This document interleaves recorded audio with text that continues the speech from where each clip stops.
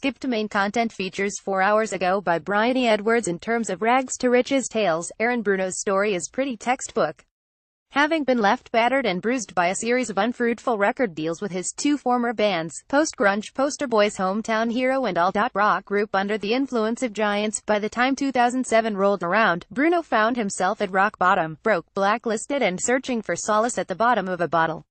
But then, in 2010, something amazing happened. Bruno's newest musical guys, the electro-heavy alt-rock project Awolnation, tentatively released their first single, Sail. Seemingly overnight, the song was picked up everywhere.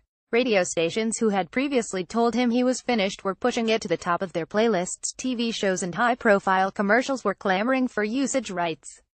After 10 years of failed attempts, Bruno had finally made it. Cut to now, almost 10 years later, and Bruno is on the cusp of releasing Awolnation's third album. Where Bruno's previous two albums, 2011's Megalithic Symphony and 2015's Run, were heavy on the electronica, hammering the sorts of synthetic sounds Bruno will later refer to as the bells and whistles, new album Here Come the Runs swaps that almost entirely in favor of a more organic indie rock sound. I just wanted a real feel, because I think that lasts the test of time, Bruno tells Team Rock from his Malibu home.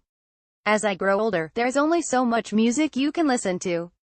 I'm always discovering new music at all times, and one thing I've found is the singer-songwriter lasts, at least to me.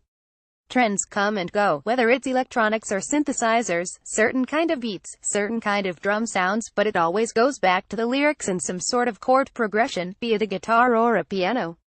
So that's where I'm at now, and I think a lot of people feel the same way. It's time to make a change. The new album doesn't have all the bells and whistles, and bells and whistles are the obvious plastic sounds. The 80s pop-rock bands that Bruno grew up listening to are chief among his influences on the new album. A lot of the record was written, at least here in the States, in a massive time of turmoil, and it still is, Bruno explains. And it was like, okay, well, we clearly need some sort of escape from the bullshit that's going on, and I felt like a lot of records did that, in the 80s. I was so moved by Dire Straits' Brothers in Arms and Bruce Springsteen's Born in the USA and all the Cars albums and Michael Jackson and Prince, and I felt like I wanted to make my version of those records that felt very uplifting, even though if you read through the lines, the lyrics are touching on subject matters of struggle and pain. They find a way to look at the joy, to look at the glass half full, so lyrically I approached the record that way. There's always going to be some sort of darkness looming, but behind the clouds there's sunshine.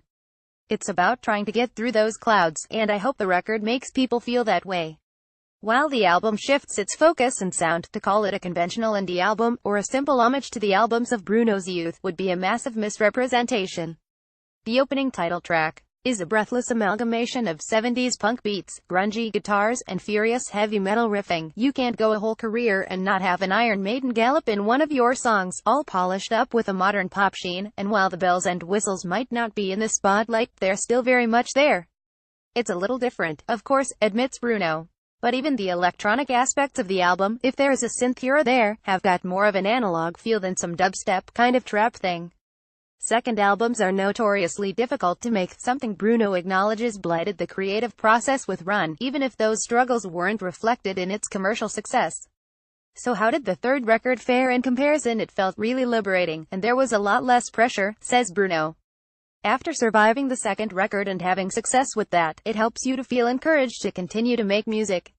There's a certain kind of focus on this record that I've never felt before. Maybe it's just the natural progression of maturing, maybe it's the point I'm at in my life where I'd like to think I'm getting better, always trying to push myself to write a better song, or produce better, or write better lyrics. I felt much more of a focus on this record, and the story I wanted to tell is a very exciting story. This story Bruno references would be that of the runts, the underdogs, the average Joes, similar to the Bruce Springsteen-style protagonists Bruno so admired, who are walking around thinking alright, maybe, just maybe, I'm going to do okay, and then they get slapped down. It's a thread which runs through the album, tying each song together as they go. Then the runts build themselves back up and go on this whole journey of life, and when, all said and done, life becomes pretty difficult and intense, here it comes, Stop That Train, says Bruno in relation to the album's epic, metal-tinged finale, Stop That Train. And that could be a really positive thing because he's found a way of standing up for himself by getting off the train, or it could be that he's just found that life is a lot to handle. Having those little more lighthearted moments in songs about love and relationships is what really life's all about. It takes you on a journey. We go through each day thinking, okay, how are we going to eat, or how are we going to make money, and all those things, continues Bruno. When really, at the end of life, when you're faced with the end of your days, the real question comes in hand: what now or what next? Those are the sorts of questions that fuel most of my thoughts, lyrics, and study. You can ignore it all you want, but one day we leave this earth. What happens next? It's terrifying and it's exciting all at once, and that's kind of what the record's all about. The album's lead single, Passion, sets out Bruno's style pretty accurately, both in terms of the album's sound and its lyrical ambitions. Passion is such a funny thing, explains Bruno. It's such a commonly used word, but once you find what you're passionate about in life, you've found your destiny, in my opinion. Hopefully the song tells people to ask themselves, well, what is it I'm passionate about? And maybe some people are sitting there driving in their car, reading a review thinking, damn, I haven't thought about that in a while. I want to get back to the things I love to do, that make me feel in life. So far the reaction has been such that people are definitely motivated to get back into whatever their calling is, and a lot of it's positive. So, 10 years ago, standing on the lip of the abyss and just about ready to pack music in for good, did Bruno ever imagine things could turn around as they have? I would have probably said fuck, finally, my god, laughs Bruno. Because there was a whole 10-year period before that where nothing happened. There was a lot of pain and heartache. But no, seriously, my honest reaction would have been no way, he offers. Because I make the songs that sound good to me, songs that I think the people will like too. Of course, I think I'm right in my head. I think when I make songs I like that they're great. I would hope that other people like them, but I don't assume they will.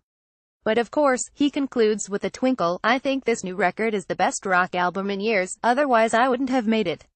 Here Come the Runs will be released on the 2nd of February 2018 via Red Bull Records. Copyright 2017 Future Publishing Limited. Keyhouse, The Ambery, Bath BA11 UA. All rights reserved. England and Wales Company. Registration number 2,008,885. Top.